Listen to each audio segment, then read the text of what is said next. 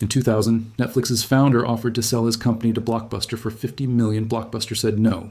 Here's how that one decision destroyed a $5 billion empire. In 1985, a software entrepreneur named David Cook opened a single video rental store in Dallas, Texas. Cook had spent his career building database software for the oil and gas industry, and he brought that same data-driven precision to a business most people still ran like a corner shop.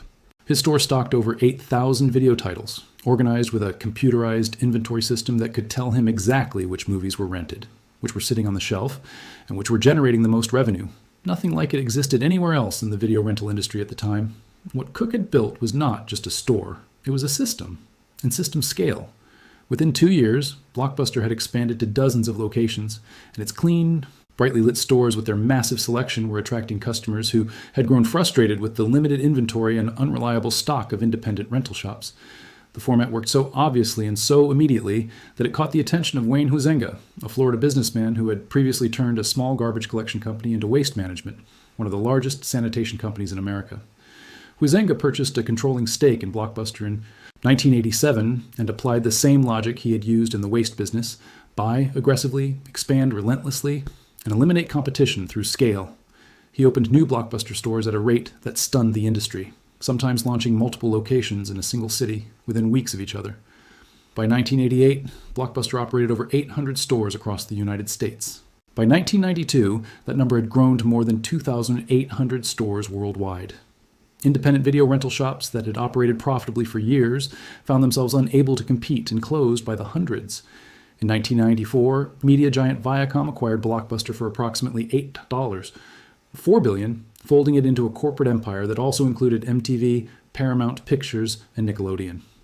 At the time of the acquisition, Blockbuster was the undisputed dominant force in home entertainment. It operated more than 9,000 stores across the United States and dozens of other countries, employed tens of thousands of people, and had embedded itself so deeply into American weekend culture that a Friday night trip to Blockbuster had become a family ritual as familiar as Saturday morning cartoons. The business model was straightforward and extraordinarily profitable. Customers paid to rent a movie for 2 or 3 days, and if they returned it late, they paid a fee. Those late fees were not a minor footnote in Blockbuster's financial statements. In the year 2000, Blockbuster collected an estimated $800 million in late fees from customers across its store network, money generated entirely by the gap between when a customer intended to return a movie and when they actually did. It was passive revenue that required no additional inventory, no additional staff, and no additional effort. It was also the single policy that generated more customer resentment toward Blockbuster than any other aspect of its business. In 1997, a former math teacher and software entrepreneur named Reed Hastings received a $40 late fee from a Blockbuster store in Santa Cruz, California, for returning a copy of Apollo 13 well past its due date. The specific amount is disputed. Hastings has told the story slightly differently over the years, but the frustration it triggered was real. He began thinking about a different model, one that removed due dates and late fees entirely from the video rental experience. The company Hastings co-founded with Mark Randolph, called Netflix, launched in April 1998 as a DVD by mail service. Customers paid a flat monthly subscription fee, selected movies from an online catalog, received DVDs in the mail within a few days, and returned them in pre-images, addressed envelopes whenever they were done, no due dates, no late fees, no trip to a store. The model required a functioning postal system and a customer base with internet access, both of which were reliable enough in the United States by the late 1990s to make the business viable. By 2000, Netflix had grown to approximately 300,000 subscribers. That sounds significant until you compare it to Blockbuster, which was serving tens of millions of customers across thousands of physical locations with billions of dollars in annual revenue. Netflix was also losing money. The DVD by mail model had high postage costs, and the subscriber base was not yet large enough to offset them. The company was small, unprofitable, and operating in a niche that Blockbuster's leadership had every rational reason to dismiss. In the spring of 2000, Hastings and Randolph traveled to Dallas for a meeting with Blockbuster's executive team. Their proposal was direct. Blockbuster should acquire Netflix for $50 million and use it to run its online and mail order operations, combining Netflix's subscription model and digital infrastructure with Blockbuster's brand recognition and physical store network. According to Randolph's later account, Blockbuster's executives found the offer easy to decline. The price seemed high for a money-losing startup with a small customer base, and the DVD by mail concept did not appear threatening to a company doing billions of dollars in retail revenue. The meeting ended quickly, and Hastings and Randolph flew home without a deal. That rejection, which seemed like sound business judgment in 2000, would be studied in MBA programs around the world for the next 2 decades, as one of the most catastrophic strategic errors in corporate history. Netflix did not immediately destroy Blockbuster. What happened was slower and, in some ways, more instructive. Between 2000 and 2006, Netflix steadily built the advantages that would eventually make it unbeatable, while Blockbuster continued operating in ways that quietly drove customers toward the alternative. Netflix went public on the NASDAQ in May 2002, raising $82, $5 million, and using the capital to refine its recommendation algorithm, expand its DVD library, and reduce delivery times by opening regional distribution centers across the country. By the end of 2002, it had grown to approximately 850,000 subscribers. By 2004, that number had reached 2.6 million.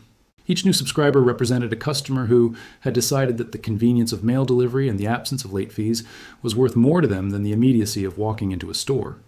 Blockbuster's response was delayed, incomplete, and ultimately undermined from within. In 2004, 4 years after rejecting Netflix, Blockbuster launched its own DVD by mail service called Blockbuster Online.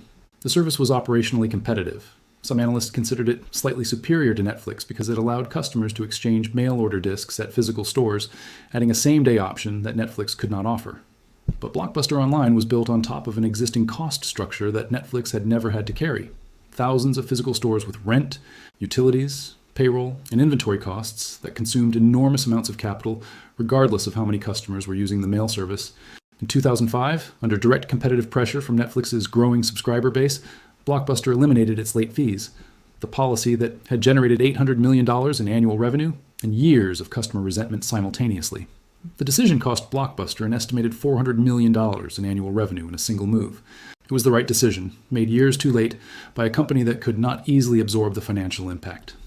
The following year, Blockbuster launched Total Access, a program that allowed DVD by mail subscribers to return discs at physical stores and receive immediate replacements, combining the best features of both the mail and retail models. The program worked.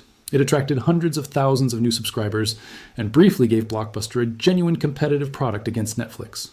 For a moment in 2006 and early 2007, it appeared that Blockbuster might actually close the gap. Then Blockbuster's board intervened. John Antioco, the chief executive who had championed Total Access and the elimination of late fees, was pushed out in 2007 following a dispute with activist investor Carl Icahn, who objected to Antioco's compensation package and the cost of the online strategy.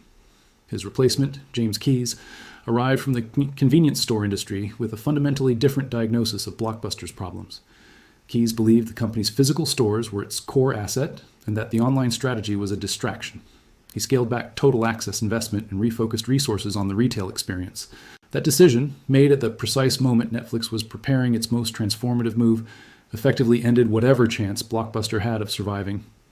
In January 2007, Netflix launched a streaming feature that allowed subscribers to watch a selection of movies and television shows directly through their internet connection, with no disc, no postage, and no wait.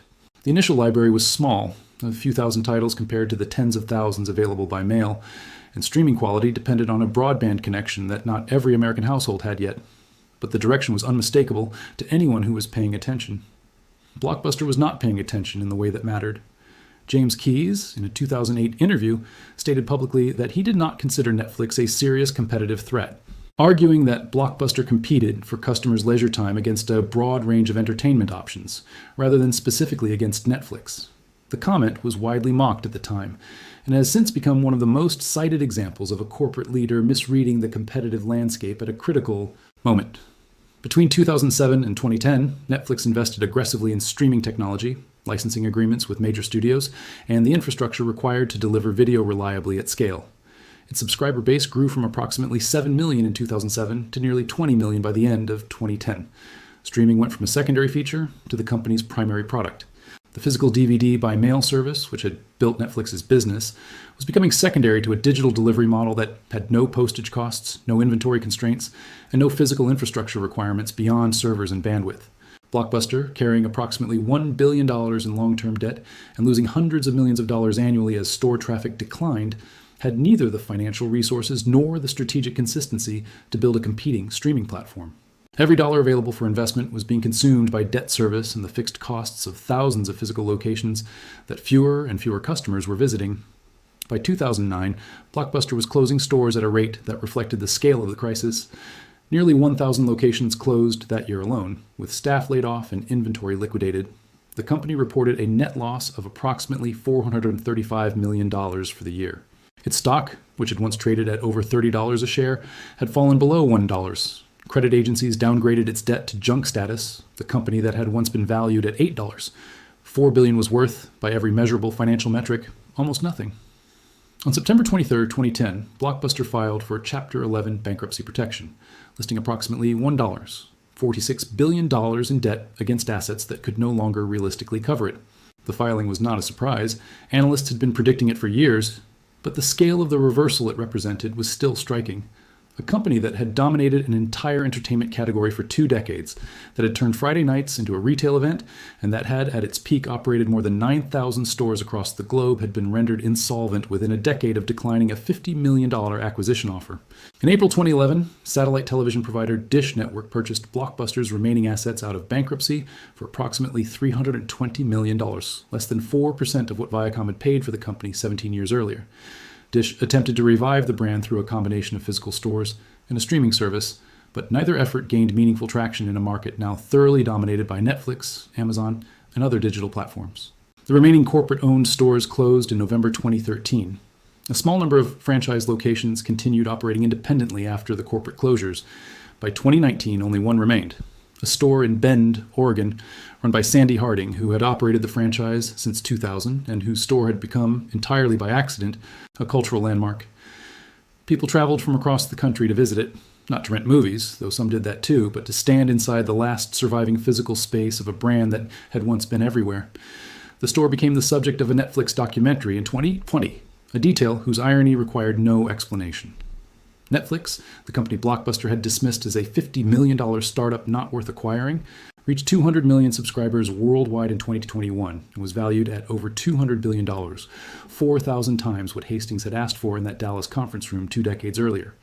Blockbuster did not die because video rental stopped being popular. It died because the specific mechanism of video rental, driving to a store, choosing a physical disc, returning it within a deadline, was replaced by something more convenient. And Blockbuster could not make the transition without abandoning the cost structure that its entire business had been built on. Every store was both its greatest asset and its most immovable liability. Netflix had no stores. That was not a weakness. It was the entire point. Blockbuster had every opportunity to own the future. In 2000, it could have bought it for $50 million. In 2006, it was building a product that was genuinely competitive. In 2007, it replaced the executive running that product with someone who did not believe in it. Each decision narrowed the options available for the next one until there were no options left. That is not bad luck. That is how empires end.